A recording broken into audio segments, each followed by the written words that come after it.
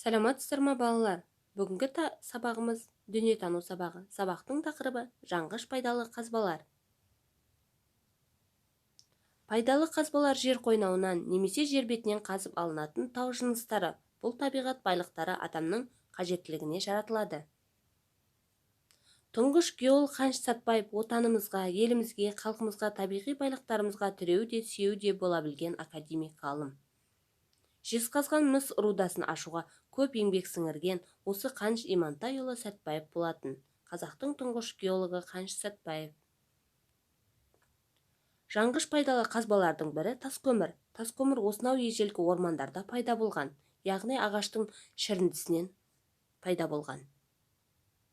Жанғыш пайдалы қазбалардың бірі газ сұйықтығы. Газ сұйықтығын күнделікті біз қолданыстамыз.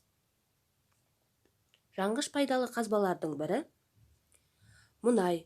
Мұнай өте қызулы от. Ол күл қалдырмай түгел жанып кетеді. Мұнайды айыру арқылы бензин, керосин, машина майы және басқа көптеген заттарды бөліп алынады.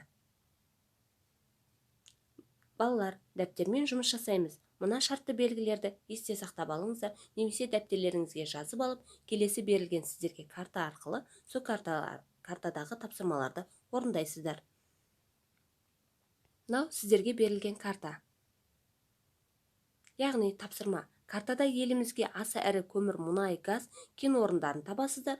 Мұнайдың теңіз түбінде өндіру пайдалы, зиянды жақтарын айтасыздар. Пайдалы қазбалардың адам үшін не үшін игереді, соны жазасыздар. Егер барлық пайдалы қазбалар қоры таусылса, не болар еді? Өз ойларыңызды жазасыздар. Егер бүгінгі сабақ сіздерге ұнаса, я десеңіздер, қол шапалақтайсыздар, жоқ десеңіздер, аяқ тарсылдатасыздар. Тапсырма қиын болса, қол шапалақтайсыздар, жеңіл болса, аяқтарды тарсылдатасыздар. Сабақтың тақырыбы сіздерге толық меңгерсеңіздер, қол шапалақтайсыздар, жоқ меңгермесеңіздер, аяқтарыңызды тарсылдатасыздар.